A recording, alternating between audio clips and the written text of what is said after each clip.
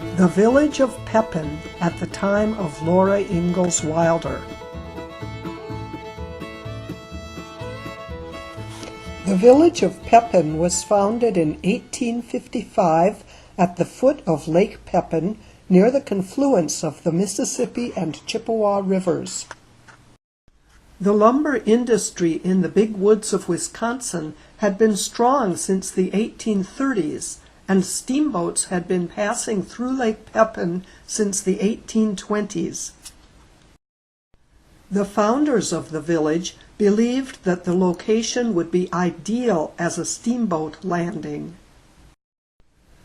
The men who worked in the lumber camps at Chippewa Falls and Eau Claire typically came down the Chippewa River on log rafts. They could get a carriage in Pepin to take them back to the camp. Laura Ingalls Wilder would have seen a pier on the lake and maybe a riverboat. The men who founded the village were disappointed that the Wisconsin side of the lake was often too shallow for steamboats. Pepin did not become the prosperous city for which they had hoped. Laura mentioned that her father went fishing with a net on Lake Pepin.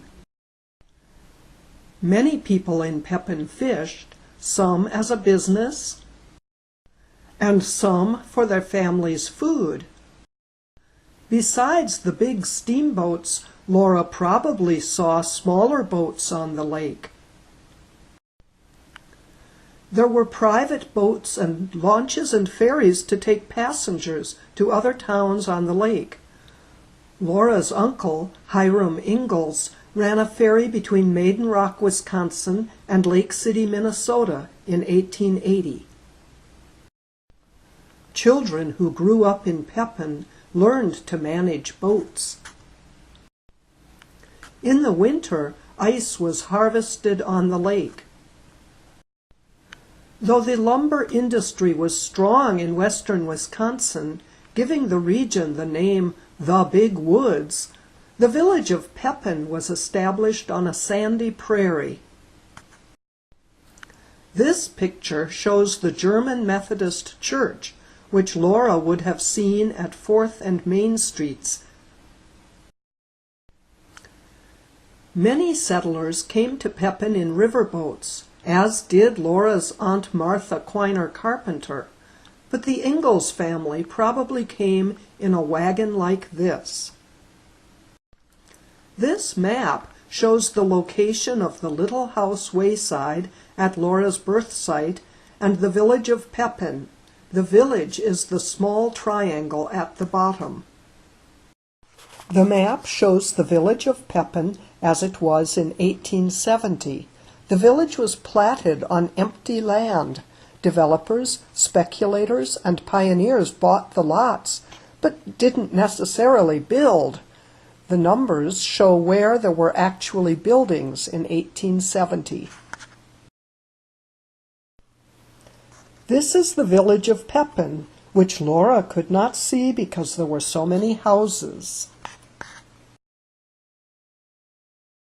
Most of the first settlers came to Pepin in large family groups. This house, which Laura would have seen, belonged to John Newcomb. John's brother, William Boyd Newcomb, owned the land on which the village was established. John and William were joined in Pepin by their father, several other siblings, and cousins.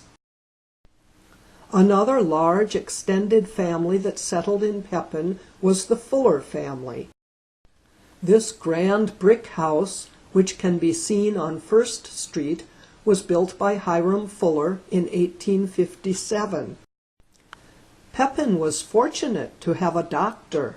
This was the home of Dr. Axtell, his wife and family. 2 of the Axtells' 12 children married first cousins of Laura Ingalls Wilder, daughters of her aunt, Martha Quiner Carpenter. This was the home of another Fuller family in 1870. The Moore family came to Pepin in the 1850s. The father, Ezra Moore, was killed in the Civil War. His widow lived in this house for many years. This was the home of the Amos Gray family. In 1870, Amos Gray was a dry goods merchant. You can still see the Gray's house at 3rd and Lake Streets. Solomon Fairweather built this house when he came to Pepin in the 1850s. Blacksmith George Topliss raised his family in this house, which can still be seen on Prairie Street. The first settlers in the village were, like the Ingalls family, Americans of English and Scottish descent from the eastern United States. They were joined by immigrants from Germany who also came in large extended family groups. This house belonged to William Yankee in 1870. There were several Yankee families in Pepin. The house has been remodeled, but still stands at the corner of 2nd and Prairie Streets. Benjamin Allen, one of Pepin's founders, built this fine house in the 1850s. The house still stands on 2nd and Prairie Streets. Pepin's only stone house, this was built in the 1850s and photographed shortly before it was demolished in 1966. The houses in Pepin were typically small wood frame houses that held large pioneer families. Looking up Lake Street from 2nd Street shows 2 houses that Laura would have seen. The house on the right still stands. The section on the right is the original house built in the 1850s. The addition was built in the 1880s. The German Methodists in Pepin built this church in 1861. The English Methodists also had a church, but the building Laura would have seen was demolished in 1875 and replaced by the current church building. The Lutheran congregation was established in 1889. In 1913, the German and English Methodist congregations merged, and the German church was moved and converted into this house. The Pepin School was built in 1857 as a private academy. When the academy folded, the building was turned over to the local school district and used until it burned in 1902. The business district on 1st Street between Pine and Prairie Streets had many business buildings close together on both sides of the street. The railroad hadn't been built when Laura Ingalls Wilder lived near Pepin. The railroad wasn't built until 1886. There would have been a blacksmith shop, a hotel, and a livery stable where the tracks are in this picture. The house with the livery stable sign in front is one of several that was moved when the railroad was built. Laura would have seen it by the harbor where the train tracks are now.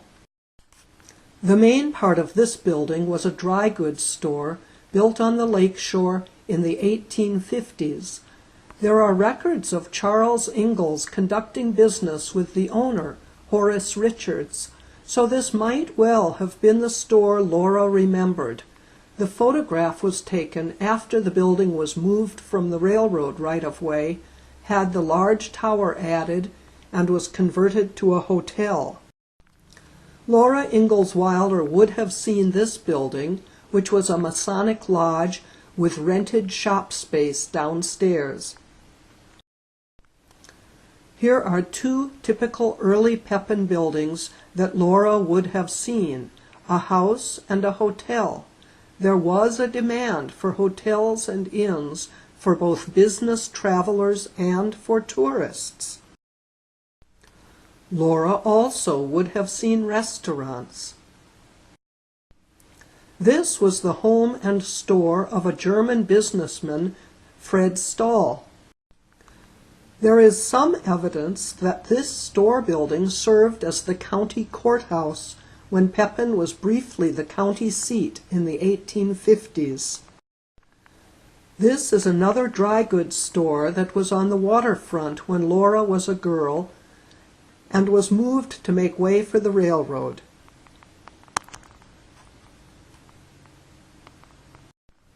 Philip Pfaff ran a dry goods store in this building in the 1860s. Also a justice of the peace, Pfaff presided at the marriage of Laura's aunt Lydia Ingalls when she married Joseph Stoof on December 2, 1865. Laura's uncles, James and Hiram Ingalls, served as witnesses. The wedding may have taken place in this building. Every town had at least one blacksmith shop.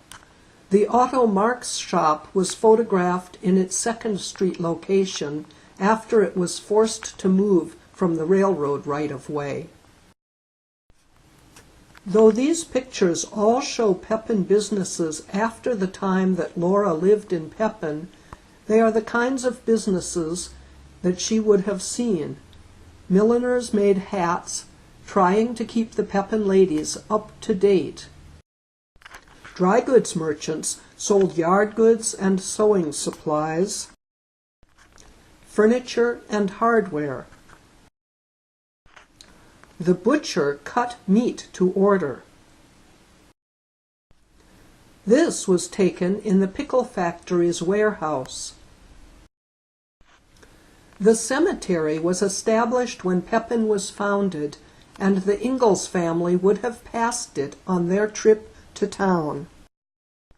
Laura's aunt Martha Quiner Carpenter is buried here, as well as Laura's first teacher, Anna Berry. Laura Ingalls Wilder's family also came to Pepin as a large extended family group. This map shows where her grandparents and aunts and uncles lived in the Pepin area. The first of Laura's family to come to Pepin County was Ma's sister, Martha Quiner Carpenter. This is her house on her farm near Stockholm. The 3 Quiner sisters, Carolyn, Eliza, and Martha, gathered in De Smet, South Dakota in 1892. Martha, who wrote to Laura about her pioneer experiences when Laura was writing the Little House books, was the only family member who stayed in the Pepin area. Her farm near Stockholm was in the Carpenter family for over 100 years. This is Charles and Carolyn Ingalls at the time of their marriage. They were already married when they served as witnesses to Martha Quiner's marriage to Charles Carr Carpenter in July of 1860. This shows Grandma and Grandpa Ingalls and some of their children. In front, Aunt Lydia, Grandma, Grandpa, Aunt Ruby, and in back, Uncle James, Uncle George, and Uncle Hiram Ingalls. This is Thomas Quiner, Ma's brother. He wasn't mentioned in her books until he visited the family in De Smet, but he lived in Pepin for a while, where he voted and signed the guest book at the Berry Corner School. This is Carolyn Ingalls' mother, her half-sister Lottie, who visited in Little House in the Big Woods, her brother Tom, and her stepfather, Fred Holbrook. Here are Carrie, Mary, and Laura, a few years after the events of Little House in the Big Woods. This is the cabin at the Little House wayside, built on land that once belonged to Charles and Carolyn Ingalls. Laura was born at this site in 1867, and the family moved away in late 1873 or early 1874.